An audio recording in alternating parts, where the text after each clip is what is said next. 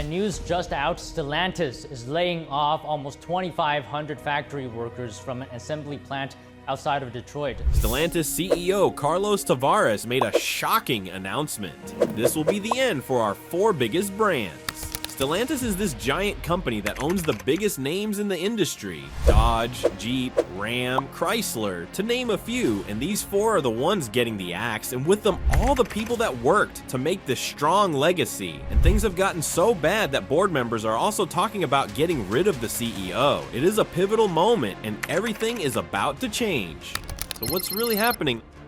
Over the last 5 years, these beloved Stellantis brands have experienced a jaw-dropping 39% drop in sales. But wait, it gets even worse. Dodge has seen its sales plummet by a staggering 67% since their peak in 2013. And Jeep, well, they're not faring much better, with a 44% decline in sales since 2018. In fact, they only managed to sell 642,924 units in 2023, their lowest number in over a decade. Ouch, that's gotta sting. But the fallout from these declining sales figures is no joke. Dealerships are feeling the squeeze as potential buyers shift their attention to more enticing options on the market. The once thrill of a new vehicle launch is quickly fading, leaving many customers feeling uninspired and downright uninterested in what Stellantis has to offer. But you know that sales is only an indicator of problems, not the problem itself.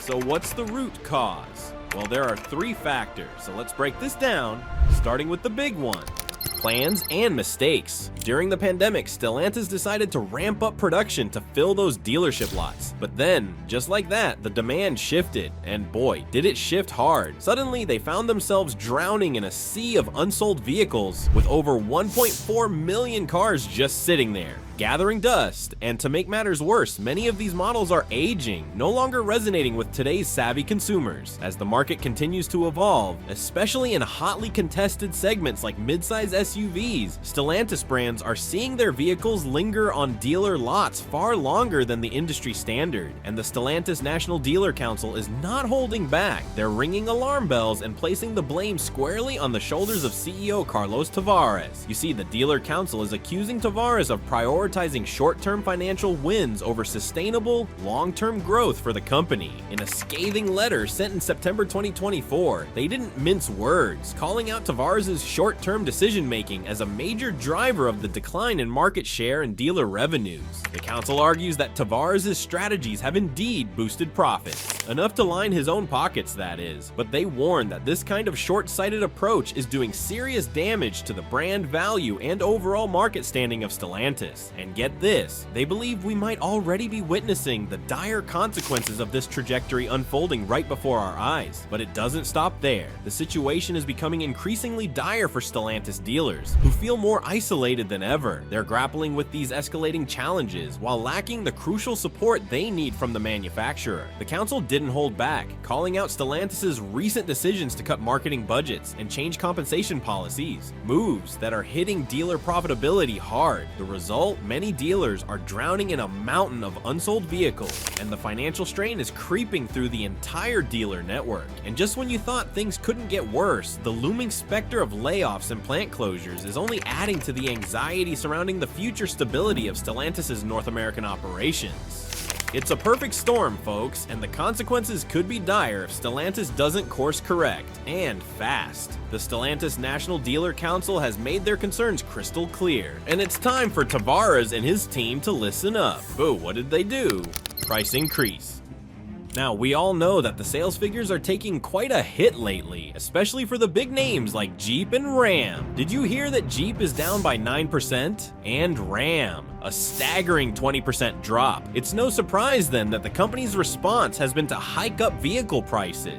You might be scratching your head wondering what's behind this decision. Well, the reasoning is pretty clear. They want to keep those profit margins intact even when demand is slipping. Sounds like a plan, right? But hold your horses. This move could be backfiring in ways that no one saw coming. So what are the consequences of these price increases? For starters, affordability is becoming a major concern for consumers. Let's face it, with prices prices climbing, many potential buyers are feeling the pinch. The current market has people tightening their budgets, which is totally understandable. With interest rates on the rise and uncertainty looming overhead like a dark cloud, shoppers are getting choosier than ever about where to spend their hard-earned cash. It begs the question, who in their right mind is going to shell out top dollar for a vehicle that might not live up to its shiny promises when it comes to performance or features? But wait, there's more to this tangled web of challenges. We've got inventory issues stacking up on top of those troubles. The combination of soaring prices and those annoying low sales figures has left dealerships with an alarming amount of unsold vehicles. As of March 2024, Stellantis reported a jaw-dropping 1.4 million vehicles just sitting around in inventory. That's far beyond the industry's usual expectations. This surplus of vehicles adds another layer of complexity to the situation. Dealers now find themselves in a tough spot trying to sell cars that not only risk becoming outdated, but also carry price tags that many consumers are hesitant to meet. Let's take a moment to really think about this. Dealerships are effectively stuck holding the bag, desperate to unload cars that just don't align with what buyers are currently interested in. It's a frustrating situation, to say the least. With prices going up and sales plummeting, we're witnessing the creation of a perfect storm of chaos, something no one ever wants to see. The burning question now is this: can Stellantis pivot quickly enough to regain the sales momentum they've lost, or are they barreling down a path that could lead to an even bigger disaster? And to top it all off, these companies are facing what seems like the last nail in the coffin right now. Let me explain.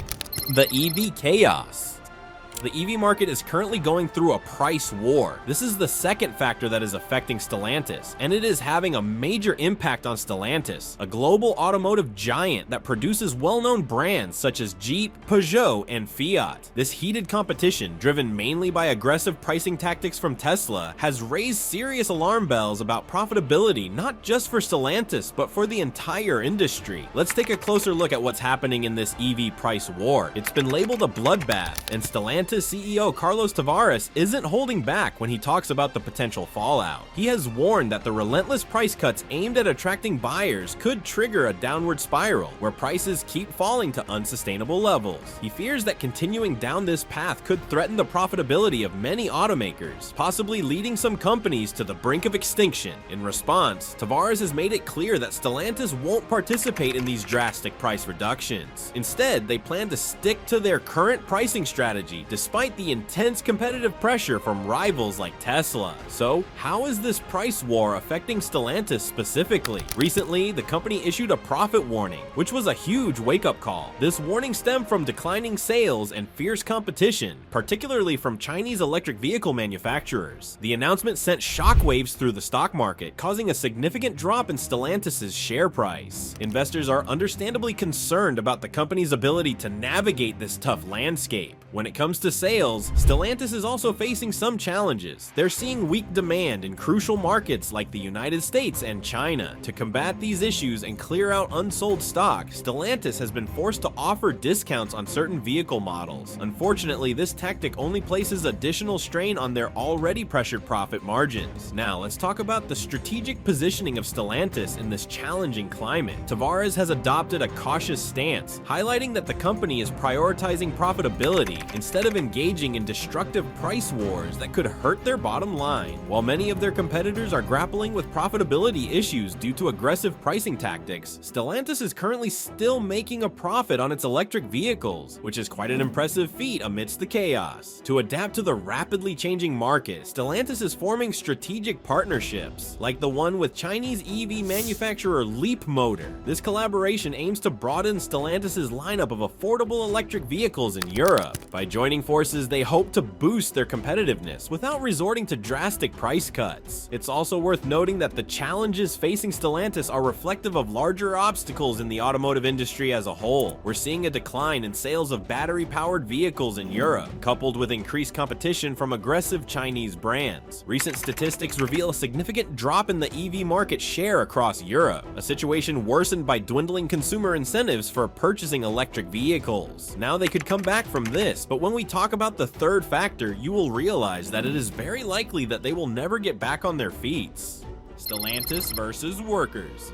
Stellantis is making headlines for a serious decision. They're laying off workers at their Sterling Heights assembly plant in Michigan, and it's raising quite a stir. These layoffs, which are set to kick in on October 1st, 2024, will affect 177 seasonal supplemental employees and 14 full-time union workers. The company cites tough external market conditions and the need for some operational adjustments as the main reasons behind these cuts. But there's so much more going on here than just numbers and dates. Now, let's dig deeper into why Stellantis is making these drastic moves. The company has explained that these layoffs are actually part of a larger strategy to boost their operational efficiency. With market dynamics becoming increasingly challenging, Stellantis is scrambling to protect itself from outside pressures while also trying to keep their vehicles affordable for customers. This process includes ongoing evaluations of how they manufacture their products across different facilities. A spokesperson pointed out that these layoffs fall squarely within the bounds of the 2023 UAW collective bargaining agreement, which does allow for such seasonal adjustments when necessary. But hold on, the United Auto Workers Union isn't taking this laying off business lightly. They've come out swinging, calling these layoffs another slap in the face to dedicated and loyal employees. The union leadership has been vocal in criticizing Stellantis for what they see as a lack of transparency and respect for the workforce. They argue that these decisions are purely business-driven and neglect essential considerations for the well-being of the workers. UAW President Shawn Fain has voiced particular dissatisfaction, stating that Stellantis isn't living up to its promises under the labor agreement that was signed just last year. It's clear that tensions between the union and the automaker are escalating rapidly. Now, let's put these layoffs in a broader context, because it's not just about individual jobs. Stellantis is facing a series of significant challenges right now, including a troubling accumulation of inventory and declining sales in some of their key markets. This scenario has placed the automaker under the microscope, with both its workforce and dealers scrutinizing its strategic direction and commitments to investments. The UAW has already filed grievances and even threatened potential strikes over these pressing issues, which signals a growing unrest among union members. Now the question is, how will a failing company bounce back if they don't have all the workers that they need? So how is all of this affecting the brands under Stellantis? Let's break it down one by one. Ram truck. The Ram 1500 Classic has officially been removed from the lineup, and this isn't just a minor detail. It's a major shakeup. This truck has been the go-to choice for budget-conscious shoppers who wanted a solid, reliable pickup without breaking the bank. With the Classic no longer available, buyers are now faced with the starting price for the new 2025 Ram 1500, which comes in at an eye-watering $42,270. That's a significant leap from the previous starting price of around $40,700 for the Classic. This jump leaves those looking for an affordable option in the lurch, as there's no longer a wallet-friendly entry-level truck available to them. Now, let's dive into what this means for affordability. Without the Ram 1500 Classic, there are legitimate concerns about the overall affordability of the Ram lineup. The new elevated starting prices, coupled with the lack of lower-cost alternatives, means that consumers with tighter budgets are really feeling the squeeze. They might start to look elsewhere, exploring competitor brands that might offer better entry-level vehicles. It's a domino effect. If the options are limited, it could very well drive potential customers away from Ram altogether. Moving on, we need to tackle the rising prices of new models in the Ram lineup. At the latest offerings, particularly the 2025 Ram 1500, and you'll notice these trucks are loaded with high-tech features and various enhancements aimed at boosting both performance and comfort. A standout addition is the new Hurricane engine family. This exciting update features a twin-turbo inline-six engine designed to replace the traditional V8s, promising not just improved fuel efficiency, but also enhanced power. However, with all this innovation comes higher prices across the board. There's always a trade-off. Let's break down the pricing structure. The base tradesman model of the 2025 Ram 1500 kicks off at around $42,270, but trust me, that's only the tip of the iceberg. If you're dreaming of the high-end trims like the ultra-luxurious tungsten model, prepare for a price tag that can reach up to about $89,070. And if you're after some heart-pounding performance, the Ram 1500 TRX, the beastly off-road powerhouse, starts at a staggering $98,335. That's a serious chunk of change for a truck. So how are all of these changes sitting with consumers? With prices on the rise and declining sales, we're talking about a 20% drop in Ram sales. Many buyers are definitely feeling the financial financial pressure. You can almost sense the hesitation in the air, as prospective buyers are becoming increasingly reluctant to fork over their hard-earned cash for these pricier vehicles, especially with the economic uncertainties such as inflation and rising interest rates looming overhead. This hesitation isn't just a minor issue. It could lead buyers to either delay their purchases or seek alternatives that offer better value for their money. Speaking of alternatives, the competitive landscape deserves a mention. While Ram is busy raising its prices, competitors like Ford and Chevrolet are cleverly positioning their trucks with particularly appealing starting prices. For example, you can grab a Ford F-150 for just $38,960. When you see price tags like that fluttering around, it's no wonder that buyers might be tempted to check out these other options instead of sticking with Ram. Chrysler is currently experiencing some serious turbulence, and it's not looking too good. The company is grappling with a significant decline, and it all stems from a painfully limited vehicle lineup, coupled with a slew of challenges to keep up in today's fast-paced automotive marketplace. Can you believe that Chrysler's offerings have boiled down to only 2 models? We're talking about the Chrysler 300 sedan and the Pacifica minivan. This dramatic reduction raises some enormous red flags about Chrysler's future in an industry that is always evolving and shifting. Let's start by examining that limited vehicle lineup. The current selection from Chrysler is downright alarming, featuring just the 300 and the Pacifica. This lack of diversity doesn't merely restrict options for consumers. It puts Chrysler at a serious disadvantage against competitors who flaunt a far wider range of vehicles. While the automotive world has shifted significantly and SUVs and crossovers reign supreme, traditional sedans like the Chrysler 300 are struggling to make their mark in the face of stiff competition. Sure, the Pacifica still has its merit as a family-friendly minivan, but the sales figures for it simply aren't robust enough to keep the entire brand buoyant all on its own. Now let's dive into the pricing situation, which is certainly causing a stir among consumers. Chrysler's remaining models are starting to feel a bit overpriced when compared to their rivals. Take the Pacifica, for instance. Although it's celebrated for its family-oriented features and design, many buyers are now gravitating towards alternatives like the Honda Odyssey and Toyota Sienna, which are frequently viewed as more affordably priced options. This pricing strategy is making it incredibly challenging for Chrysler to grab the attention of budget-conscious consumers who have a whole world of appealing choices at more wallet-friendly price points. On top of all this, we're also seeing a rather troubling trend regarding the brand's internal strategy. Reports suggest that revitalization proposals coming from within Chrysler have been largely ignored by management at Stellantis. This hints at a worrying lack of strategic foresight. Industry analysts and insiders are buzzing with ideas on how to inject some life back into Chrysler's lineup. Suggestions range from diving headfirst into the electric vehicle market to rolling out new models that more closely align with what today's consumers are craving. Chrysler find a way to turn things around. The clock is ticking, and one thing is for sure: action needs to be taken before it's too late. But this is not all. Dodge.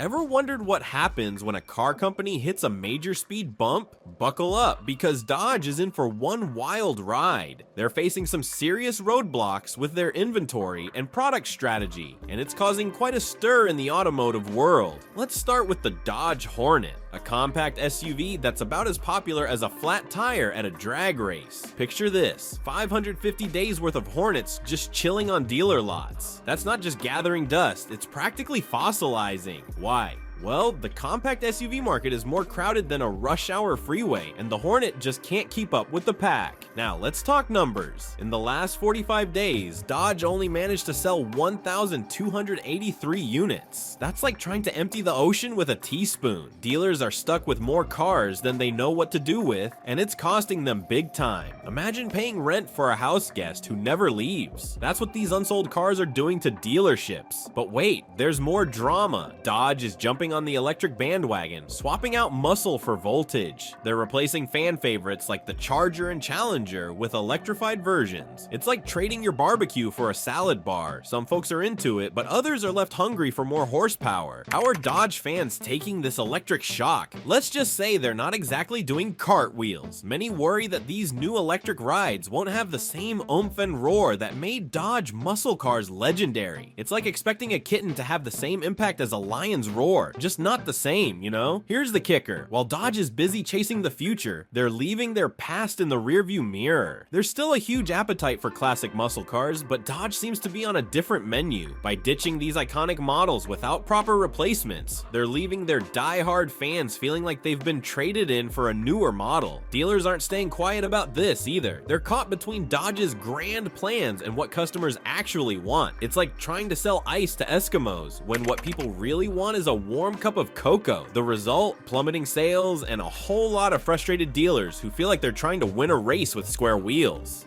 So what's next for Dodge? Will they shift gears and find a way to please both the electric dreamers and the muscle car maniacs? Or will they continue down this bumpy road? We don't know, but one thing's for sure. Another Stellantis brand is facing the issues too. Jeep!